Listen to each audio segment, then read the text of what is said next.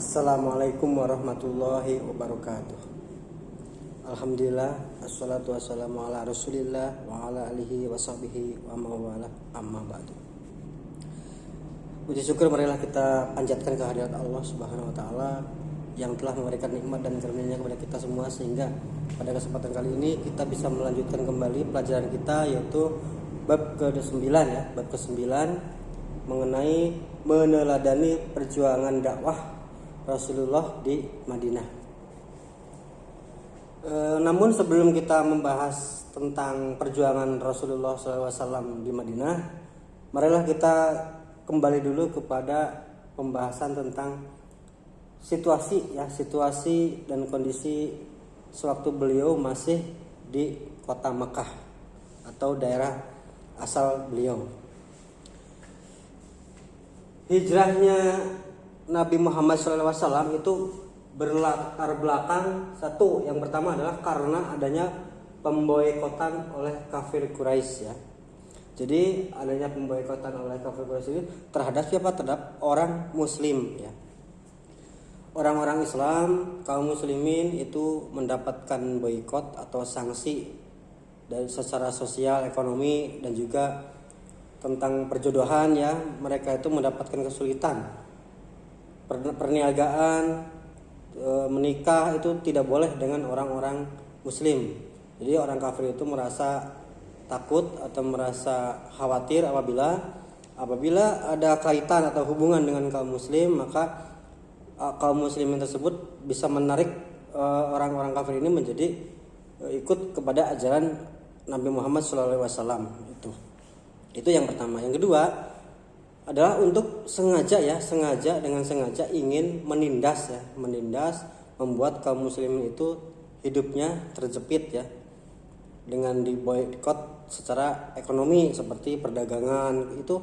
Dalam bisnis orang Islam tidak dibeli ya, barang-barang dagangannya tidak dibeli oleh orang kafir.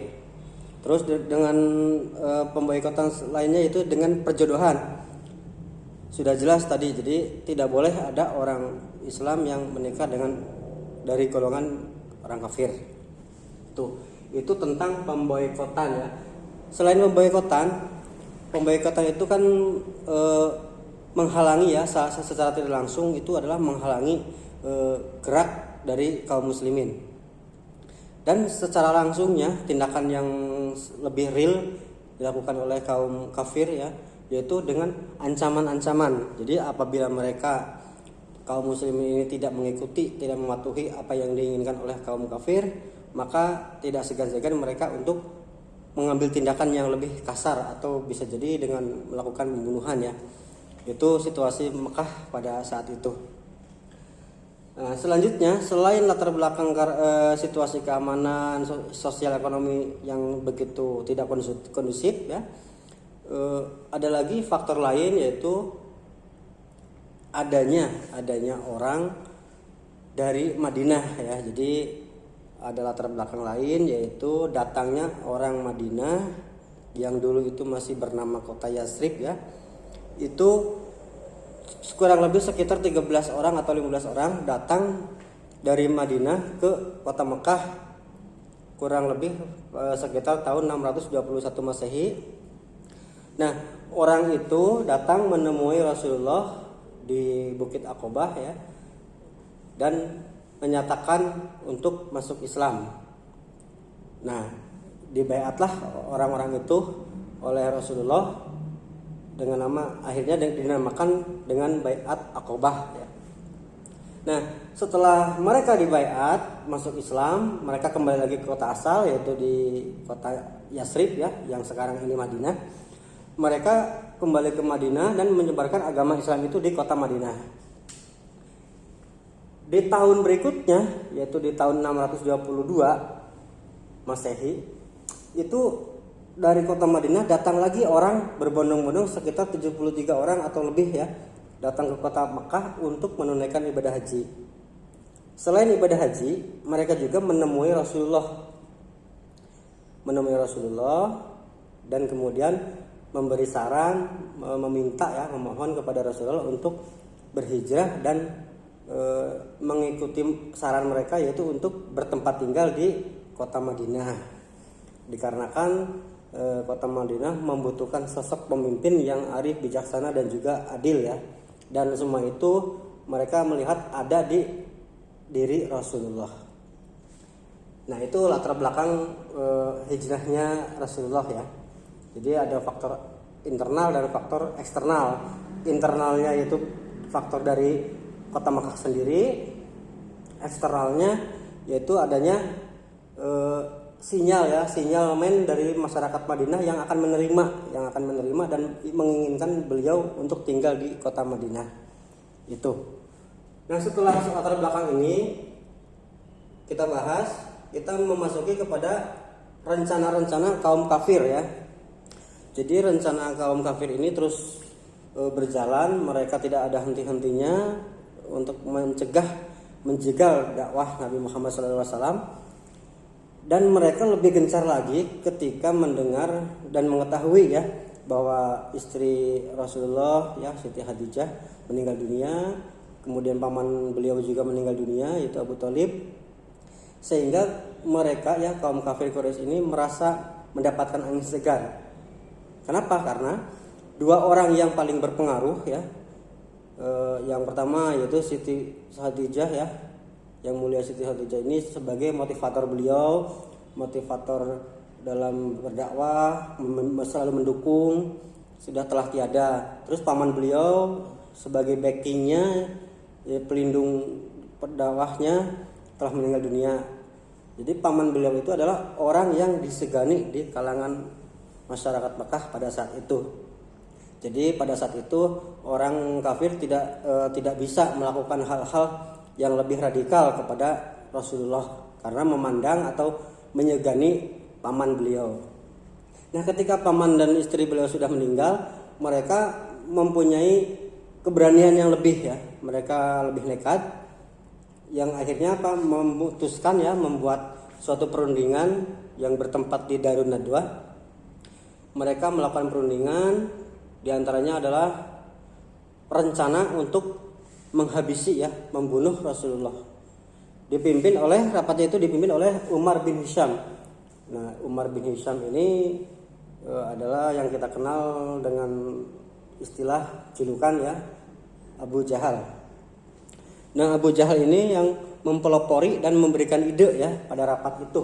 Jadi setelah dalam rapat itu berbagai pendapat, ide, gagasan itu diutarakan oleh masing-masing suku, masing-masing orang kafir. Namun pendapat yang paling diterima adalah pendapat dari Umar bin Hisham sendiri yang sekaligus sebagai pemimpin rapatnya ya, yaitu dengan cara mengepung rumah Nabi Muhammad SAW. Tapi pelakunya ya, yang mengepungnya adalah perwakilan semua antar suku. Jadi semua suku mengirimkan orang, masing-masing satu orang atau dua orang, pemuda-pemuda yang gagah berani yang siap untuk membunuh Rasulullah. Jadi mengirimkan atau mendelegasikan warga ya, penduduk, tapi berasal dari setiap suku mereka. Nah, setelah sudah deal bahwa itu akan dilakukan, maka rencana pun dijalankan pada malam itu. Tapi sebelum rencana itu dilakukan, malaikat Jibril datang kepada Nabi Muhammad SAW dan memberitahukan keadaannya seperti itu, sehingga beliau disarankan atau dianjurkan atas perintah Allah ya, diperintahkan untuk hijrah malam itu juga. Itu sekilas tentang latar belakang sehingga Rasulullah hijrah ke kota Madinah. Nah, kembali lagi kepada pengepungan rumah Nabi oleh para kaum kafir Quraisy. Pengepungan ini pagar betis lah istilahnya, itu pagar betis. Jadi tidak ada satu ruang pun ya untuk lolos. Nah, Nabi Muhammad SAW itu bersiap-siap ya untuk keluar, dan sebelum keluar berpesan dulu kepada Sayyidina Ali, "Hai Ali, tolong gantikan kamu tidur di tempat tidurku." Sehingga Sayyidina Ali yang pindah tidurnya di tempat tidur beliau, dan Rasul itu berangkat keluar ya, membuka pintu, dan kemudian turunlah wahyu dari Allah Subhanahu wa taala melalui malaikat Jibril yang Bunyinya adalah A'udzubillahi minasyaitonirrajim. Bismillahirrahmanirrahim. Wa ja'alna min baini aydihim saddaw wa min khalfihim saddam fa ahsaynahum fahum la yubsirun. Ini ada dalam Quran surat Yasin ayat 9 ya. Itu wahyunya yang intinya adalah diciptakannya dinding ya yang menghalangi pandangan orang-orang kafir. Di depannya dibuat dinding, dihalangi oleh dinding, belakangnya juga dihalangi oleh dinding, sehingga mereka tidak tahu ya, tidak melihat ketika Rasulullah SAW itu pergi meninggalkan rumah menuju ke kota Madinah. Jadi mereka tidak tahu ya, karena pandangannya ditutupi. Itulah asbabun nuzul ayat tersebut turun ya. Jadi turunnya surat Yasin ayat 9 ini ketika Rasulullah hendak berangkat meninggalkan rumah dan melepaskan diri dari kepungan para kaum kafir Quraisy. Itu. Nah setelah beliau ya Rasulullah SAW itu pergi dan kemudian kaum kafir Quraisy tersadar bahwa Rasul telah pergi, yang ada adalah Sayyidina Ali. Mereka membuat rencana baru ya. Mereka berunding lagi karena rencana mereka yang pertama itu gagal. Mereka membuat rencana baru dan membuat suatu sayembara. Membuat sayembara yaitu siapa saja yang dapat membawa Muhammad, itu perkataan dia ya, perkataan kaum kafir. Siapa saja yang bisa membawa Muhammad hidup atau mati, maka akan mendapatkan hadiah 100 ekor unta. Nah, ini dari sayembara ini ada yang tertarik dan mengikuti, yaitu Suraqah bin Malik al-Mudlaji.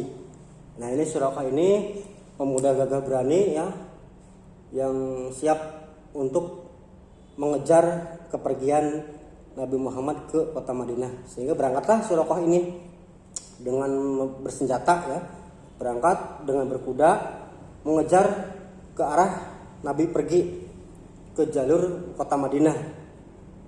Nah dalam pengejarannya itu bukan hal yang sulit juga ya, karena Suraqah ini sudah terlatih dan dia naik kuda ya, kecepatannya juga kan otomatis lebih cepat daripada jalannya unta.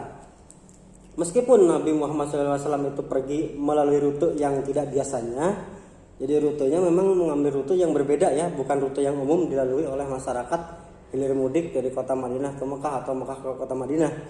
Namun Suraqah juga akhirnya dapat menemukan iring-iringan rombongan Rasulullah. Dari kejauhan sudah terlihat bahwa itu adalah rombongan Rasulullah, maka beliau siap-siap untuk membunuhnya dengan menghunuskan pedangnya.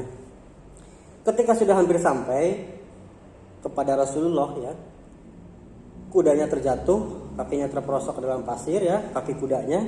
Nah Suraqah itu jatuh ke pasir. Setelah jatuh bangkit lagi, naik kuda lagi, kejar lagi, mengejar Rasulullah, jatuh lagi.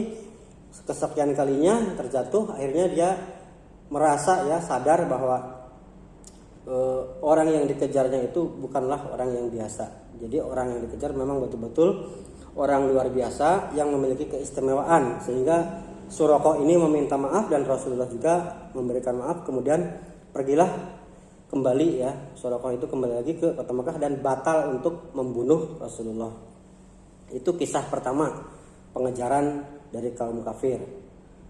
Nah setelah misi ini gagal, sayembara tadi diikuti oleh Suraqah, sementara Suraqah tidak jadi ya, membatalkan untuk membunuh, maka kaum kafir Quraisy ini mengirimkan kembali rombongan iring-iringan untuk mengejar ya, mengirimkan pasukan untuk mengejar Rasulullah. Nah Rasulullah sudah mencapai ke gunung atau Bukit Sur ya, mencapai Bukit Sur, dan di sana beliau beristirahat, mencari tempat yang aman, berlindung di Gua Sur. Nah ketika beliau berlindung di Gua Sur, rombongan itu belum sampai ke situ. Namun ketika hendak mencapai Gua Sur, ke wilayah Bukit Sur itu, para rombongan akhirnya menyisir daerah-daerah tersebut hingga akhirnya hampir saja memasuki ke gua. Tatkala rombongan itu sudah mendekati gua, mulut gua, Allah memberikan keistimewaan ya, memberikan mukjizatnya, menurunkan mukjizatnya, yaitu dengan menciptakan sarang laba-laba atau rumah laba-laba dan sarang burung merpati di situ. Jadi di sana tinggallah di depan gua ya, di mulut gua tepat pintu masuk itu ada laba-laba dan burung merpati yang bersarang di pintu. Sehingga masyarakat atau kaum kafir Quraisy yang mengejar itu, yang tadinya berniat untuk memasuki goa, membatalkan niatnya karena dia berpikir bahwa tidak mungkin ada kehidupan atau manusia yang sudah masuk ke dalam gua, karena kalau ada manusia yang masuk otomatis sarang laba-laba itu sudah rusak ya. Itu gagal kembali ya. Jadi rencana yang ketiga gagal lagi. Mereka mengurungkan niatnya untuk masuk dan turun kembali dan mengejar lagi ya. Namun Rasulullah kan sebetulnya belum pergi ya, masih di situ. Dan sampai ke hari ketiga barulah Rasulullah turun dan melanjutkan perjalanannya ke kota Yasrib atau kota Madinah. Nah, di perjalanan ini akhirnya iring-iringan atau rombongan Rasulullah singgah di sebuah tenda ya, perkemahan suku asli sana yaitu suku Baduy, dan memohon atau meminta sesuatu yang bisa diminum. Jadi dia beristirahat, singgah dulu di situ.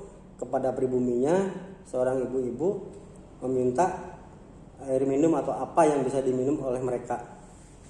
Namun di daerah itu adalah daerah yang gersang, padang rumput tidak ada, air juga langka ya. Ya, jadi dijawab oleh ibu itu, andaikan kami ada, tak perlu engkau tanya, kami juga akan langsung memberikannya.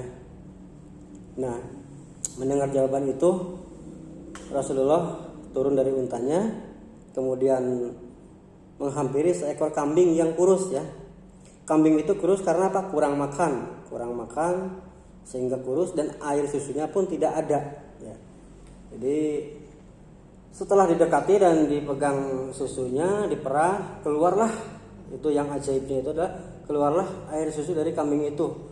Terus keluar sampai beberapa tempat pakai wadah ya, baskom atau apa gitu istilahnya, bejana, dan diminum oleh rombongan dan juga oleh keluarga itu.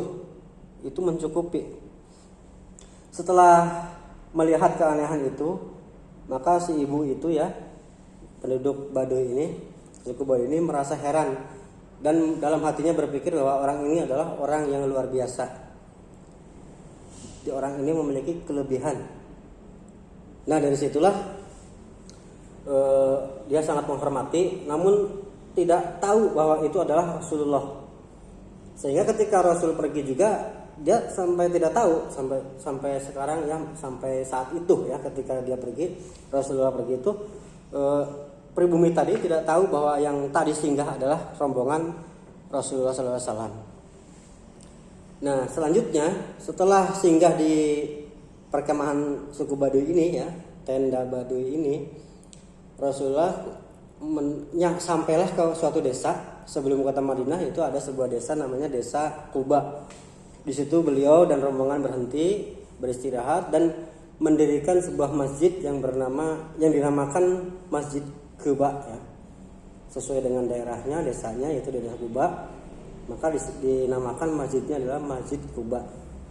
Itulah. Jadi di situ Rasul sempat berhenti, beristirahat dan melakukan kegiatan di sana, beribadah di sana selama kurang lebih 3 atau 4 hari ya. Nah, setelah dirasa cukup ya tinggal di situ, melanjutkan kembali perjalanannya ke kota Madinah. Nah, sebelum sampai di kota Madinah, dari kejauhan itu rombongan Rasulullah sudah terlihat oleh orang-orang muslim yang sudah menunggu dari beberapa hari kemarin. Karena sesuai jadwal ya, apabila Rasul misalkan berangkat hari Senin, itu hari Sabtu atau hari Minggu sudah sampai. Jadi hari pertama sampai hari ke-7, nah hari ke-7-nya harusnya sudah sampai, tapi ternyata ada keterlambatan. Maka rombongan yang sudah sampai duluan itu, jadi ketika hijrah itu kan sebetulnya Rasul itu rombongan yang terakhir, karena para kaum muslimin Makkah itu sudah hijrah lebih dulu ya, berangsur-angsur secara sembunyi-sembunyi meninggalkan kota Mekah. Jadi kaum muslim itu sudah banyak yang sudah berada di kota Madinah. Jadi orang-orang yang sudah sampai di kota Madinah lebih dahulu menyambut dan menunggu ya kedatangan Rasulullah. Jadi ketika mereka melihat rombongan Rasulullah, mereka sangat girang, bersyukur, dan ketika sudah sampai di pintu gerbang kota Madinah, mereka dengan kompak ya menyanyikan atau ya dengan syair yaitu Thala al-Badru ya. Itu sebagai bentuk ungkapan sukacita bahwa pemimpin yang diidam-idamkan, yang betul-betul arif dan bijaksana itu telah datang dengan selamat, sehingga mereka sampai menyanyikan syair Thala al-Badru alaina dan seterusnya. Itulah sejarah kenapa ada syair Thala al-Badru ya. Jadi sejarahnya itu penyambutan masyarakat Madinah kepada Rasulullah ya, rombongan Rasulullah ketika hijrah dari kota Mekah ke kota Yasrib yang sekarang disebut dengan kota Madinah al-Munawwarah. Jadi memang banyak sekali ya hambatan-hambatannya hijrah Nabi Muhammad SAW dari kota Mekah ke kota Madinah yang jarak tempuhnya kurang lebih sekitar 480 km. Itu bukan jarak yang dekat, sehingga cukup melelahkan. Belum lagi ancaman-ancaman dari kejaran kaum kafir Quraisy. Itu sekilas ya tentang perjalanan ya. Ini baru perjalanannya. Kita untuk sekarang cukup sekian dulu. Jadi pembahasan kita kali ini adalah, sebelum kita membahas tentang perjuangan dakwah beliau di Madinah, kita bahas dulu apa latar belakangnya. Jadi latar belakangnya itu tadi yaitu karena kondisi keamanan di kota Mekah yang sudah tidak kondusif, ancaman-ancaman terus-terusan terjadi ya, dan akhirnya ada inisiatif dan saran dari orang-orang Madinah yang menyarankan beliau ya Rasulullah untuk hijrah atau pindah ke kota Madinah.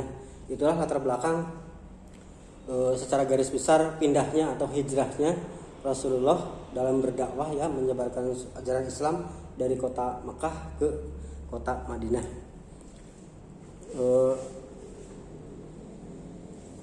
Alhamdulillah pertemuan kali ini cukup sekian. Alhamdulillah ya, dicukupkan dulu. Mudah-mudahan bermanfaat. Terima kasih. Wabillahi taufiq wal hidayah. Wassalamualaikum warahmatullahi wabarakatuh.